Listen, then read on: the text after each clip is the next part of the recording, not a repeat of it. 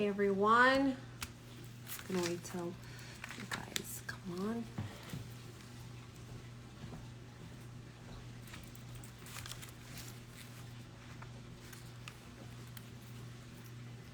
Hi everyone, I'm super excited to host this live with a very special rabbi. Let me just make sure you guys can hear me, you guys can see me well. I'm gonna put in Rabbi Shafier. I'm excited to have him today. Let me see. Let me give you guys a little introduction of this incredible rabbi. He is the founder of byVictoria, a yeshiva program for working people, and also the popular shmooze.com, which my husband is a big fan of. And yes, I'm also excited, guys. It's going to be great.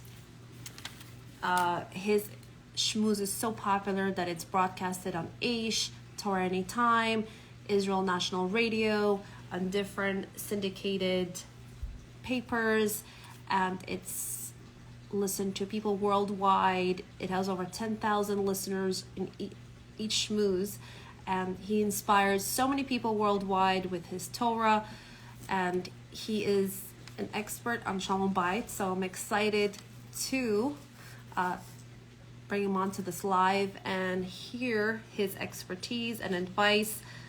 1 second, let me see. On.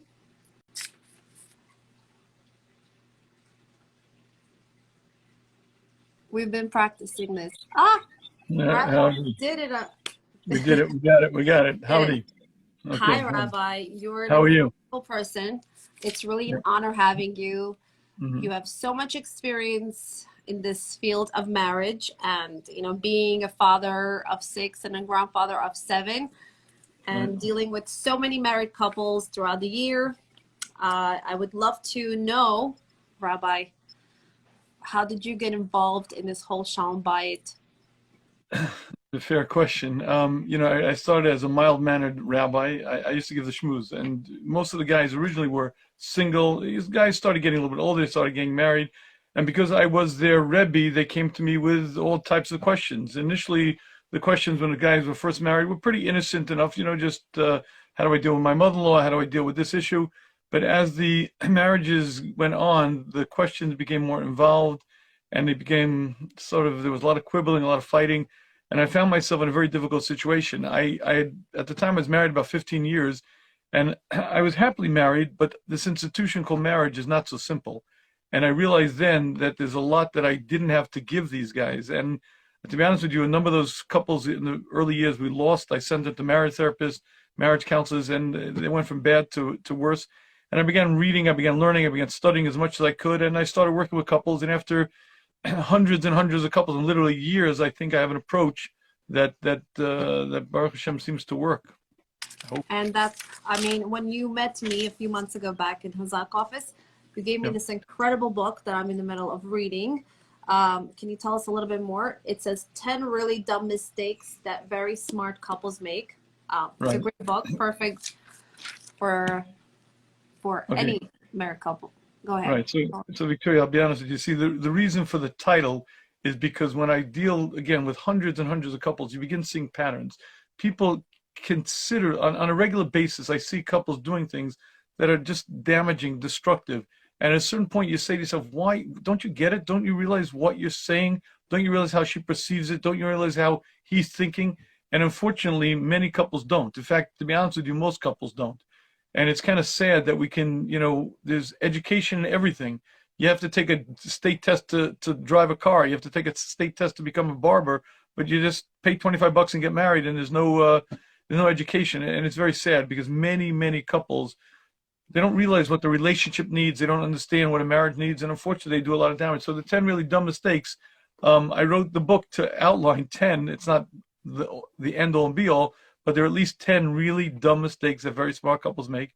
And the idea of the book is to help people realize those mistakes so that they can avoid them. Right. So basically you're telling me that there's always the most common 10 mistakes that couples usually make, which can be avoided based on your tips in the book. I'm hoping. Not always, but generally, yes, yes, yes. Generally. A lot of times it's just like you get that aha moment. I didn't realize when I was saying X, Y, and Z what she was thinking. I didn't realize when I was doing this what he was feeling. A lot of times just understanding the difference between genders, understanding the difference between what each one needs, that understanding alone oftentimes helps dramatically to change the trajectory of a marriage. Right. Okay. Because you know that couples get married, they think they're gonna have this fairy tale life, they're in love, and then they realize it's marriage is not easy. Life throws so many difficult challenges at them, and you know, either you have the tools to deal with it and you just get more stronger in your marriage and you get more united, or it separates the couple. So Right. I had my followers send a bunch of questions Mhm. that they want to know of how to make a successful marriage. So the number one question, believe it or not, I mean, Mhm. I wasn't surprised, but a lot of people sent in dealing with in-laws, interfering in-laws, monster in-laws. I mean, I had all types of questions dealing with in-laws. So what are your tips in dealing with in-laws that just don't leave you alone? Okay, listen, you're right. That is a very real issue. Victoria, I'll be honest with you, I'm gonna skirt that issue for a minute because that really is dealing with an issue in the marriage. To me, primary number one, before we even get to any issue, is the strength of the relationship. You see, I believe every marriage hinges on three pillars: commitment, love, and learning how to live together. The main glue of the relationship, the love in the marriage, is what keeps it going. If you don't have a good relationship, if you don't love your spouse, if you're not bonded, you're not connected, then everything is going to be an issue, and there's not going to be any end to the fighting. So the primary first thing a couple have to focus on is the connection, the bond.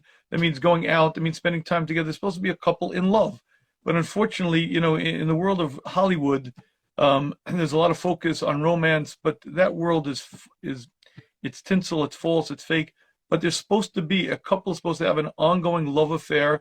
That's what a marriage is supposed to be, but it requires constant focus, constant work, constantly going out, constantly love notes, constant gifts, all the things that a couple in love is supposed to be doing. So before we even get to issue, that to me is the primary. I found that over and over, so many times couples will be just in different worlds, and not because they have any issues, but because they stop working on the bond, stop working on the connection. And to me, that's the primary and first thing that a couple have to do. They have to really keep that bond going. So So I know I didn't answer your question. I apologize, but let me now get to the question though. What do you do with the monster in-laws? What do you do? So listen, it's a pasuk in the Chumash. Pasuk says, "Alkin Yazov ish es oviv es imo v'dovik bishto." When a man gets married, he leaves his birth house of origin, he leaves his birth family, and he creates his new home. A couple have to understand: when you get married, you have now created your own family. Your birth family is important. You have a chiyuv kibbut av aim. You have to do what you can, but your family comes first. Your primary obligation is to your spouse. Primary meaning first. Primary meaning the one that has to come before anything else. And if it's a situation where you have to tell a parent as respectfully and as nicely as you can that it's competing with your marriage, that's what you have to do. Now, usually it's a wise idea to move. I hate to say this, but if you have that kind of situation, you try to move away as distance wise from your parents, because it's very difficult if they're living around the corner to keep them out of the marriage. But if you're finding a situation where your in-laws are interfering, your parents are interfering, you have to create that boundary. Usually space is the easiest way to do it. You move to another neighborhood, maybe another city, maybe another state, but you have to remember your relationship comes first. Your primary obligation is to your spouse, and your marriage comes before any other relationship. I love the comments. They're great. By the way, I agree.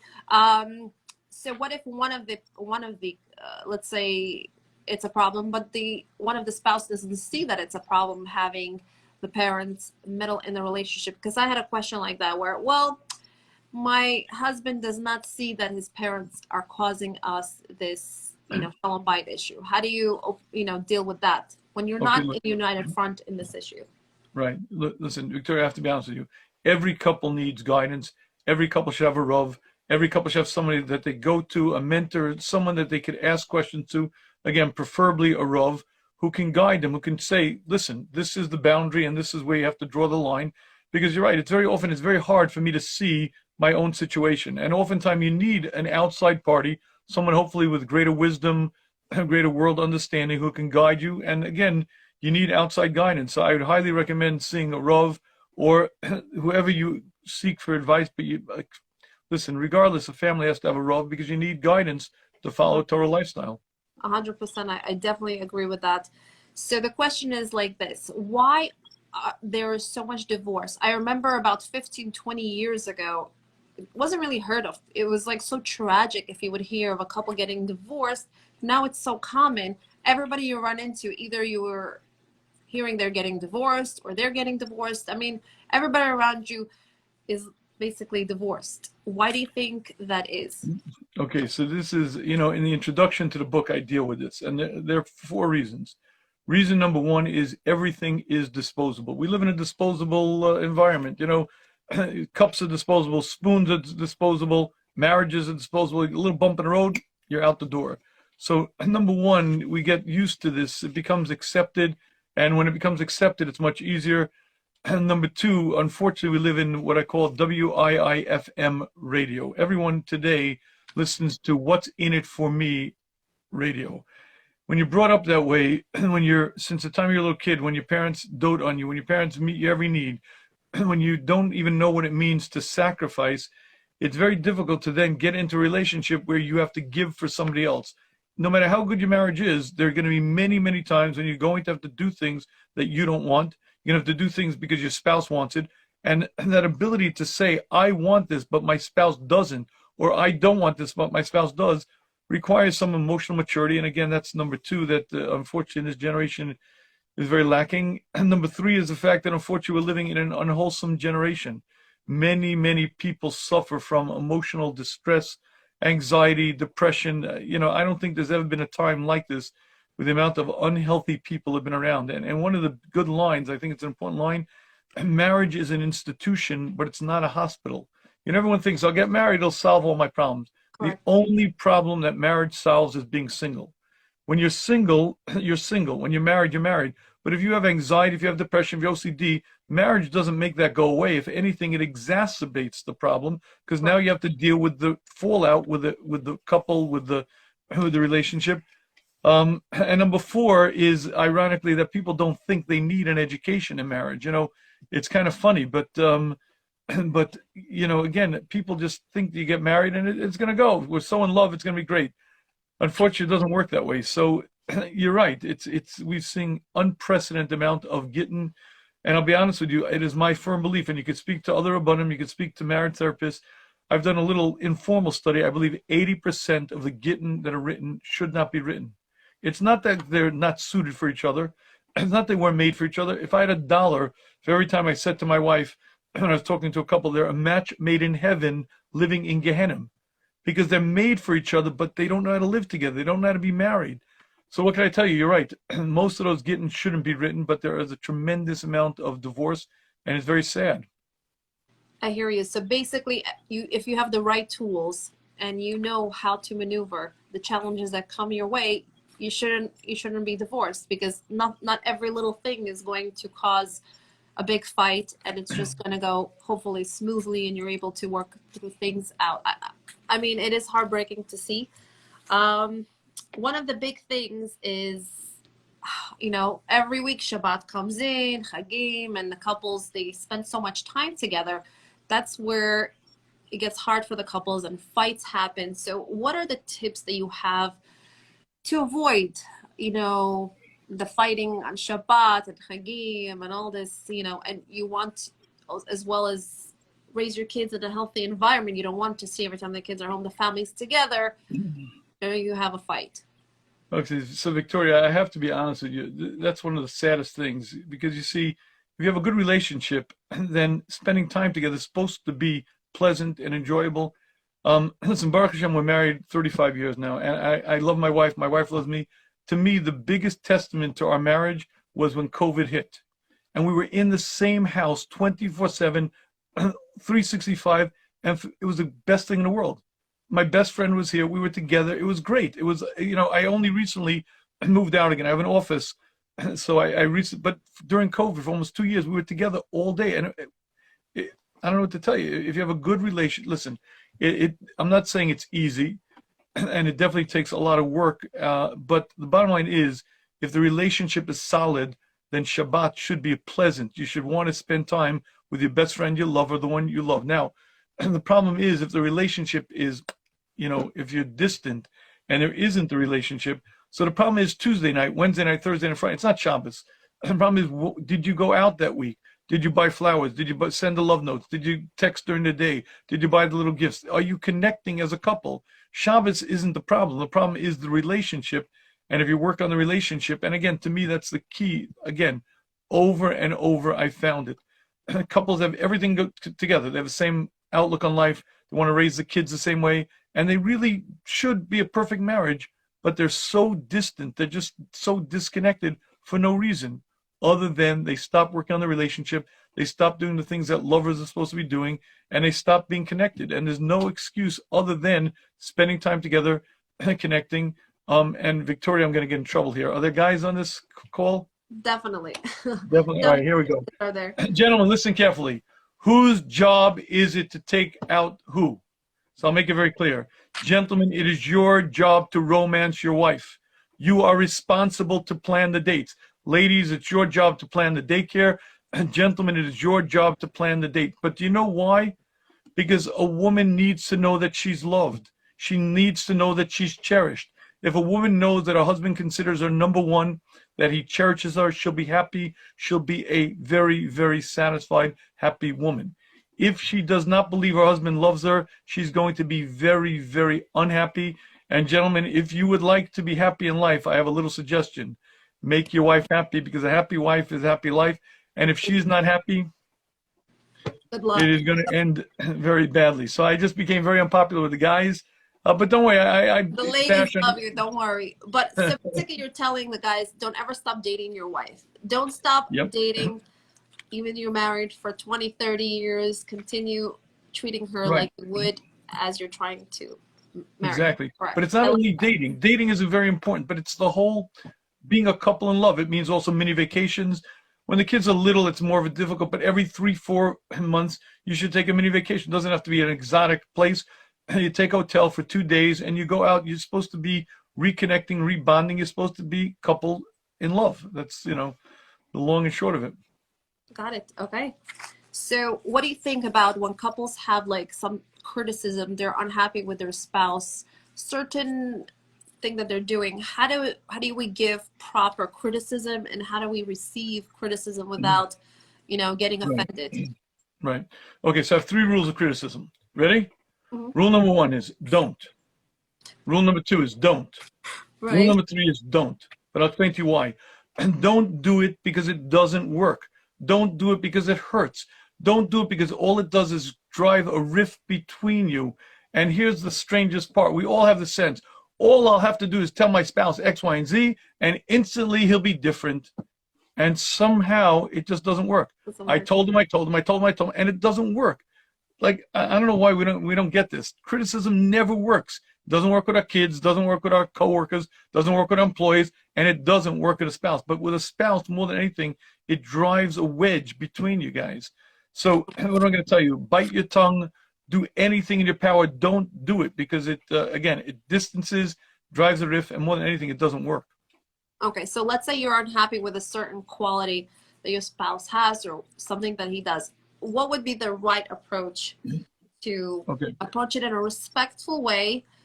There are things that you have to voice, but, you have to do it in a way that you don't sound like their mother or, so what is the right way to say something? Okay.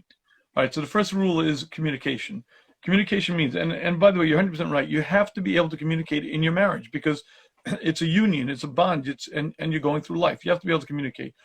But communication means communicate. It doesn't mean yell. It doesn't mean scream. It means in a very nice way, maybe on the date, maybe when things are good, you say it to your spouse in the best way. In the book, I go through the 4 methods of communication. Number 1, never in the heat of the moment, not when you're angry and excited. Number 2, have to be I statements. I feel embarrassed when we're late. I feel let down. Never you. It's I feel embarrassed. C, compliments first. You're the best thing in the world that ever happened to me. I can't tell how happy I am. There's just one thing that bothers me. And E is effective communication starts soft. But you see, Victoria, this is really the key to it all. Communication means you communicate your needs. You do it once, you do it twice, but that's it. After a while, you get the message. You've told your spouse X, Y, and Z. Your spouse gets it, and they're still not changing. This is where we all get into trouble, because I'm going to use my socks on the floor example. A lady calls me up, Rabbi, what do I do with him? He leaves his socks on the floor every morning. I told him, and he doesn't do anything. I said, madam, let me ask you a question. Have you told him before not to leave his socks on the floor? You're 40 years old. Why are you leaving your socks? Okay. I said, madam, let me ask you a question. Why do you think he does it? Why do you think he does it? So I told her a story that I think is very important. I said, I was recently speaking at a Shalom Baiyt Shabbaton, and a fellow came over to me and he said, Rabbi, you have to help me. It's my wife. She's, we got married. She had our first kid. She put on some weight. She didn't lose that weight. She had her second kid, put on some more weight, didn't lose that. Had her third kid. She's now 40 pounds overweight. I'm a doctor. I work in the ER, all these young nurses. I don't want to look, but my wife is 40 pounds overweight. I've offered her everything. I offered her a fitness coach. I offered her a special dietitian, and she just won't do it. Rabbi, help me. What can you do? So I looked at her and I said, young man, you have a choice to make. You either embrace your spouse as she is, or you suffer. You have to understand something. I've never met a woman yet who looks in the mirror and says, oh, 40 pounds overweight, that's just where I want to be. Why doesn't she lose the weight? You offered a nutritionist, you offered a fitness coach, and why doesn't she lose the weight? The answer is there's just a lot of stuff going on, 3 kids, whatever. Right now, it's not going to happen. I guarantee she wants to. I'm sure she would like to, but right now there's just too much on her plate. She's not going to do it, and you have to either recognize that and embrace her as she is, or suffer because she's not going to change. And I said the same thing to this woman with the socks on the floor. I said, madam, okay, you told him, and he should pick up, no question, he's 40 years old, he should pick up his socks. But guess what? Some people have great talents in one area. Some people have deficits in other areas. We're all like that. We all got stuff to work on. This is his shortcoming. You either embrace him as he is, or you suffer. And I'll tell you, Victoria, this is something that happens all the time in marriages. Can I add one more piece to this? I was once speaking in Chicago, and this is very interesting. And a woman there said, Rabbi Shafier, do you remember you were here 2 years ago? I said, I do. She said, you remember you told the socks on the floor story? I said, I don't remember. And she said, well, it changed my marriage. I said, what do you mean? She said, well, this is what used to happen. Sunday night, my husband would come home, put his jacket on the chair. Monday night, he'd wear a new suit, put that jacket on the chair. Tuesday night, another jacket. By Thursday night, his entire wardrobe was all over the dining room. I said, okay, what used to happen? I used to scream and I used to yell at him. Okay, and then what happened? Well, after you talked about the socks on the floor, now what I do Sunday night, I take that jacket and bring it upstairs. Monday night, he puts the jacket down and bring that upstairs. Tuesday night, I said, how's your Shalom Baiyt? She said, it's fantastic. I asked those women in the room to stand up and clap because she got it. Should he put his jacket away? Absolutely. But guess what? He's not going to. But why not? You either embrace him as he is or you suffer. Bottom line is, we're all got stuff. Everyone. I like that. So basically, we accept our spouses, their shortcomings, because we're not perfect as well. So everyone has something they're bad at. I like that. So another question came on is, what if a couple is on different religious levels? And the religion is a big problem. They're always arguing. I want you to keep Shabbat. I want you to dress more tzedua. I want you, so constantly these are the arguments. What do we do in a situation like this? Okay. So first of all, let's remember something. You guys are equal partners. You're best friends who love each other.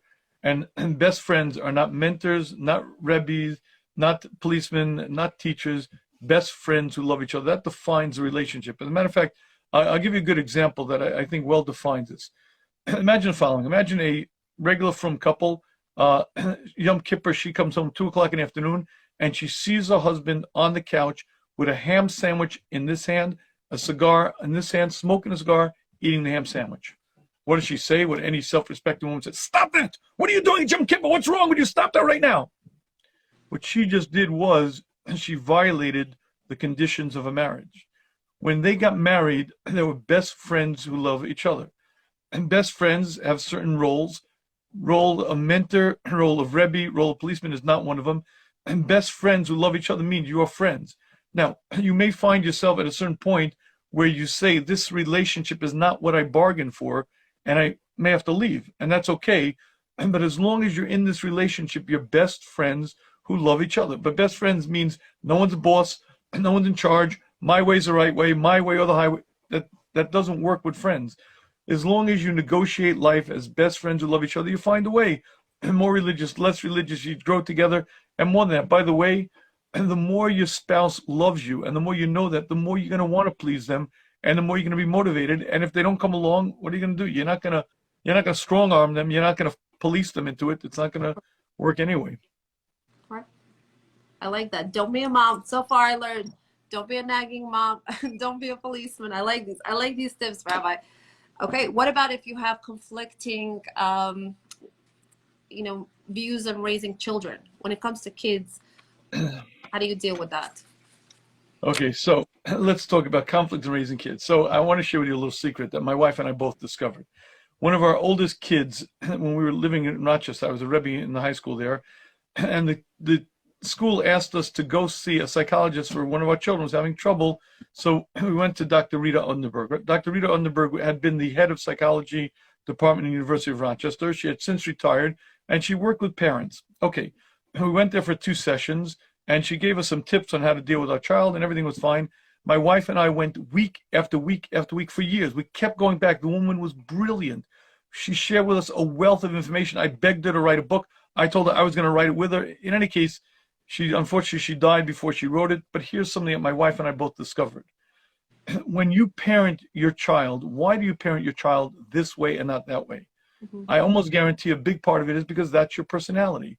If by nature you're laid back, you're going to parent your child in a laid back manner.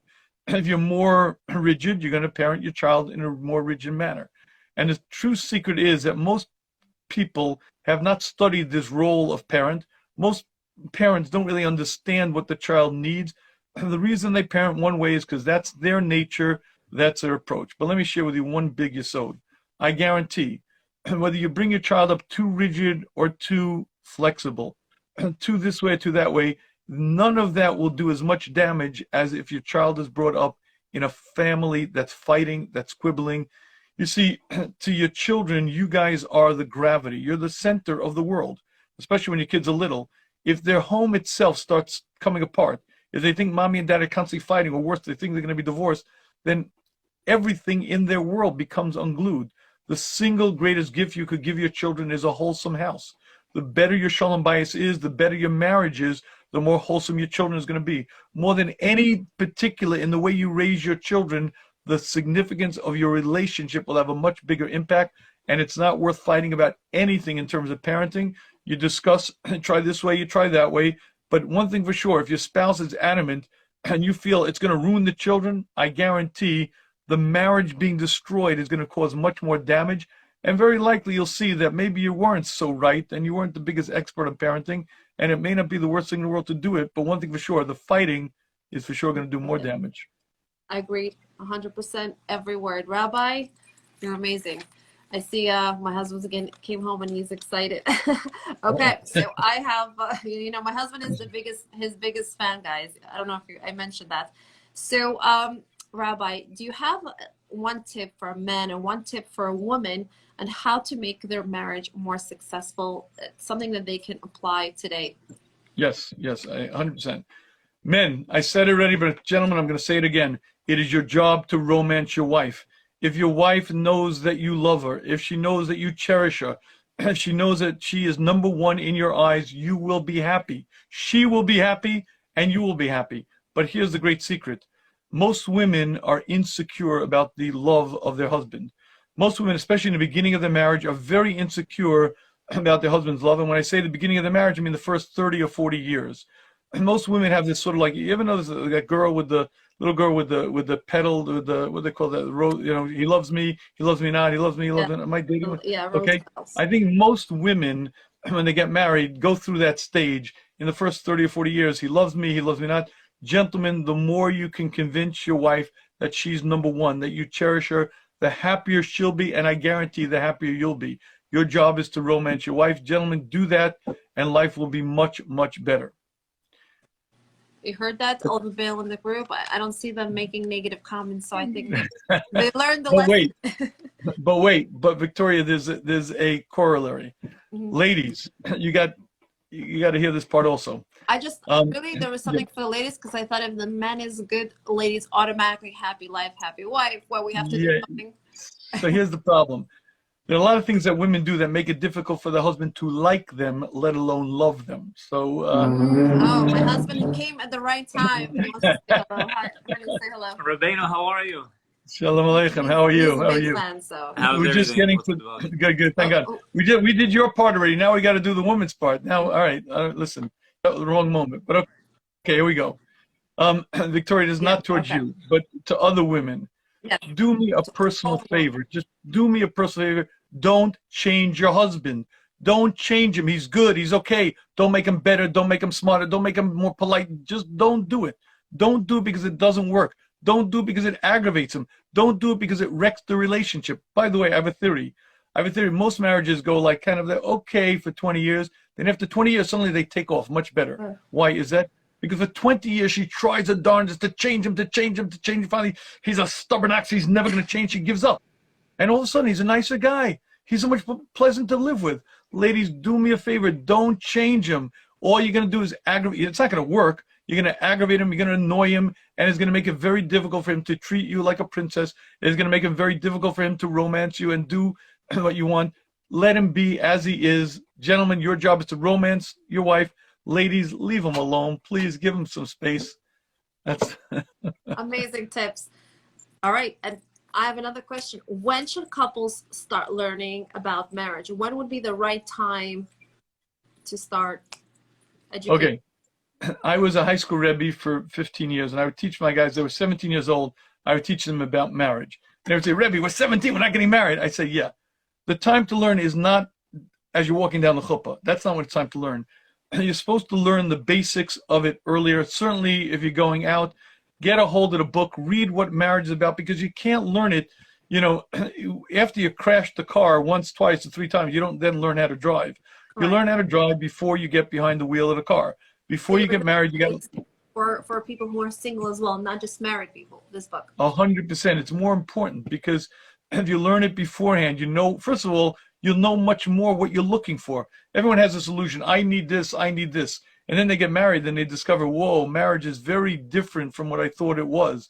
And you realize you needed a whole different set of qualities. Read the book, number one, to know what it is that you really need, what you're looking for. And number two, because you need this before you begin the relationship so that you start on the right foot. You don't make the 10 really dumb mistakes that very smart couples make, and you have a successful, happy marriage. I like that. This book is amazing. I'm in the middle of reading it. My husband is taking over after this, right, honey? I am. But let's take a few questions maybe from a few people.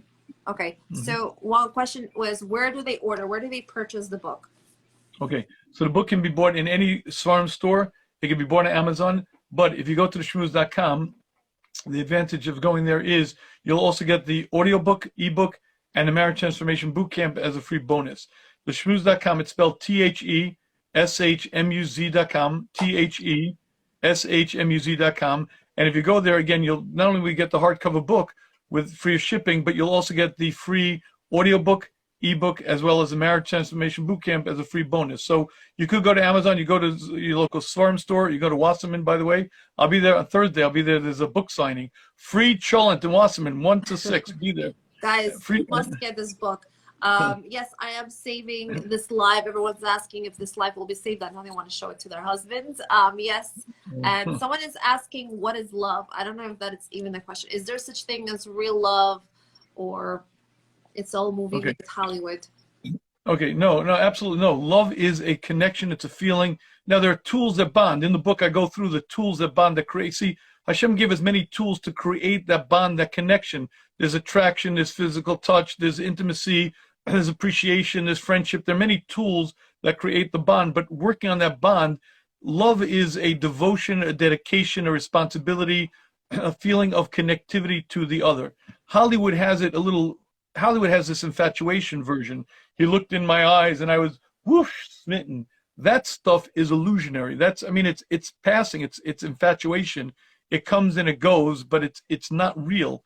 The real bond, the connection, what really connects a couple is the devotion, the dedication. And again, there are tools that bond. And again, you go through the book, you'll see many of the tools that bond. You have to use it properly, but the goal is to create a real connection, a real love. And a couple is supposed to be having an ongoing love affair. That's what marriage is supposed to be. Correct. I agree. Okay, someone's Not my situation. Read the book. I just read one of the comments. Change your situation. By the way, Victoria, I have to interrupt for 1 minute. Yes. I cannot tell you how many times people complain, my spouse, my wife, my husband, when you understand the relationship and you read, by the way, it takes one to change the relationship. So many times, if you change a little bit, suddenly your spouse acts differently. You act differently, he acts differently. Before you know it, the trajectory, instead of spiraling down, spirals up. It takes little changes, but you have to make the little changes. And when you do that, suddenly he's so much of a nicer guy and your relationship, but it requires work and you got to do the steps. Correct. Any other questions we should take from the people? Let's see. How do you turn around a marriage that has almost so many breakups? Where do you start? Like if somebody has, already they broke up, they got together, is there a place where you say, okay, a marriage, there are marriages that have no way to work it out and you just have to let it go? Okay, so look, there definitely are certain points when a marriage is too far gone. There's too much water under the bridge and there's too much hurt and there's too much distrust. However, I have found that many, many times marriages have a lot more life than people believe they do. And people quit often very, very early in the game. Oftentimes you need a professional, maybe you need a marriage therapist, a marriage counselor. Again, certainly read the book, because when you understand the relationship and you understand the parts, the moving parts, and you understand how to repair things, you have an idea of how to work it. But the bottom line is, usually most marriages are supposed to be, again, 80% of the getting should not be written. 80% of the divorces shouldn't be there. There comes a certain point, I agree, where it's too late, but usually it's a lot longer. Usually they're long divorced before they realize how much they really could have done differently and how much they could have changed. So I wouldn't give up that quickly. Oftentimes it needs a professional, but you need somebody to help you and guide you. And but oftentimes it can be saved. I agree. Fight for your marriage, guys. Don't give up too quickly. Let's see if there's any more questions. Victoria, can I make one more point also? Yes. Fight for your marriage. Ladies, listen carefully what I'm going to say to you. The biggest bracha in the world are children. I don't have to tell you that. But I also want to tell you that the biggest competitors for your Shalom Baiyt are children. Children compete for time. Children compete for romance. Children compete for your attention. And you have to set up boundaries. You have to save your marriage from your children. Your children need devotion. Children need your attention. You have to give them, but you also have to set boundaries. As I mentioned before, the single greatest investment you can make in your children's wholesome happiness is a good marriage, but that means boundaries. Tuesday night is mommy and Abba's night out. And Wednesday night, this is time together. This is locks on the bedroom door. I'm not going to get involved in it, but there have to be certain boundaries, because a couple have to have a marriage. And a marriage means that there's time for family and there's time for a couple separate from the family. So you're saying a husband always comes before the children? I happen to be saying that, yes, but your husband's sitting next to you over there, so I'm being very, very guarded over here. Politically. The answer is, by the way, yeah, by the way, your primary responsibility is to each other before your children. But I want you to understand that when you meet each other's needs and you have a good marriage, your children will be way, way more successful. Anyone who says, I'm going to sacrifice my marriage for my children, you're throwing away your children, because your children need a happy home. And that's their background. That's everything for them. And the more you dedicate yourself to your marriage, the more successful a parent you'll be, the more your home will be a happy home, and the more your children will develop into wholesome individuals. Correct. And they'll continue, when they see a healthy marriage, they'll continue with their healthy marriage. I agree. It's a shame. Very nice, yes. The relationship between, okay, I see. Any other questions or comments for the rabbi? You can, by the way, Rabbi, if they wanted to bring you into their community and have you speak, how do they contact you? Do you do that? Do you speak for different communities? I do. Rebbe@theshmooze.com. REBBE @theshmooze.com. shmuz.com. Just send me an email, REBBE at theshmuz.com. I'm going to put all the info, Rabbi, you send me, and I'm going to put it in the comments. So if anybody wants to reach you, to bring you for an event, where to purchase this incredible book. And also, I remember you mentioned that you also have coaches that work with newly married couples. Can you tell us a little bit more about that? Yeah. So we have trained coaches who work with, ideally either before the married or the first year or two, to give a couple the background of the mechanics of the marriage, relationship, gender differences. They work individually via Zoom. They work with the couple individually. If they're not married yet, they'll be separate. But if they're married, they'll work with them together. But the point is that the couples are given they're given a guidance and direction onto what a marriage needs, how to succeed. By the way, when I did the pilot program, before I wrote the curriculum, I brought one couple in. I said, "You guys are my guinea pigs," and I worked with them. I went through the 5 weeks with them, and 1 week after they're married. And they came 2 months after they were married to call me up and said, "Rabbi Shafier, thank you so much. You have no idea how much suffering you saved us," because they had their first fight. And all of a sudden they knew, number one, they knew to recognize what was going to happen. Number two, they knew how to repair the rift. They knew how to make up. They were familiar with what was needed, and they were able to go on. By the way, the success of a marriage isn't based on not fighting. And many, many marriages, probably most marriages, have some fighting in it. Some have a lot of fighting in it. The key to a successful marriage is, can you repair the rift? Can you make up and go on and get back to where you were? And many couples just get into fights, and it's not that they fight so much, it's just they don't know how to repair the rift, and then they become totally different people and find themselves in different. The ability to repair a marriage and to repair the rift is a big, big yesod in a successful marriage, much more than not fighting. Absolutely. I don't know any couples that doesn't fight. It's just the right way to fight. So right way to fight. And when you mess up, right, and even when you mess up and you fought the wrong way and you did everything wrong, the ability to forgive and forget, the art of the apology, and I have a whole section on that, the art of the apology and the ability to receive an apology. It's not so simple, but again, read the book. It's got a lot of stuff about that in it. Yes, they're asking what's the name of the book. It's called 10 Really Dumb Mistakes Very Smart Couples Make. And I will post up a link to purchase and where you can get this incredible book. Someone's asking, what do you do if a hubby always works and learns and has no time for wife and kids to spend time with them? He should stop learning at nights. Buy him the book. Buy him the book, and the secrets are all there, guys. This is the secret to a happy marriage. Right. And yes, by the way, a husband is obligated. You have to learn, you have to daven, you have to be at work, and you also have to take care of your family. And one of your main obligations is you have to take care of your spouse. It means you have to spend time together, and it means you have to spend time. I don't know how to do it. If there were a way not to spend time with your wife and spend time with her, it'd be fine, but there is no way.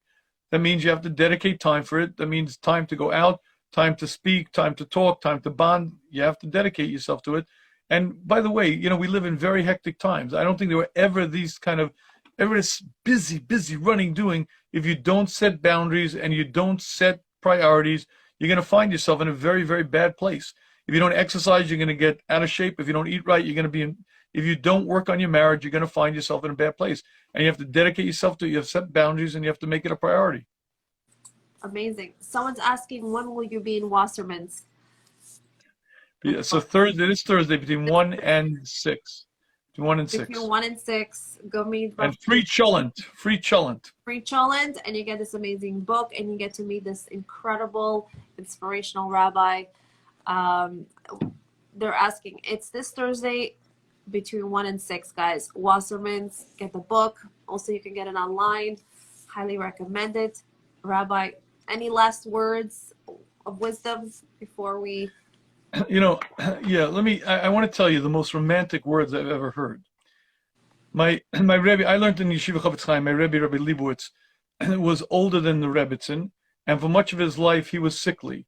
And everyone knew what was going to happen, that the Yeshiva was going to pass away before the Rebbitzin, but that's not what happened. The Rebbitzin took ill, and very shortly thereafter she passed away. And the Yeshiva got up to say a eulogy at his wife's funeral, and he got up, he said the following. He said, everything we did together. We built the yeshiva together. We built the Talmidim together. We went to Israel together. Everything we did together. I didn't have to worry about my health. She worried about it more than I did. I didn't have to worry about what I ate. She worried more than I did. Everything we did together. He must have said that expression 12, maybe 14 times. Then he said, I said a eulogy for my father. I said a eulogy for my mother. I cannot say a eulogy for my wife. Saying a eulogy for my wife would be like saying a eulogy for myself. I can't do it. And he sat down. And with those words, he defined a Torah marriage. One unit, bonded, connected, in this together. It takes work. It takes understanding the mechanics and understanding the relationship. But when you do this properly, please read the book, understand it. When you're working on Hashem helps and you have that marriage. But again, that's what Hashem wants. That's the Torah's version. One unit, bonded together. God, amazing. Beautiful words, Rabbi. We have amazing comments. Everybody wants this life saved, and everybody's excited to read the book. I really appreciate your time, your wisdom. It's really an honor having you. I hope that people, enjoyed it as much as I did. They learned, and guys, I'm reading the book. Go get it. It's really going to change your life, change your marriage. Thank you, Rabbi. And thank you for having me, and much hatzlacha. Thank you, too. And everyone, good luck. Work on your marriage. Don't give up, and put your spouse first, right? Excellent. Thank you, guys. Thank you. Good night, everyone. Good night. Bye-bye. Oh my gosh, the gum is killing me.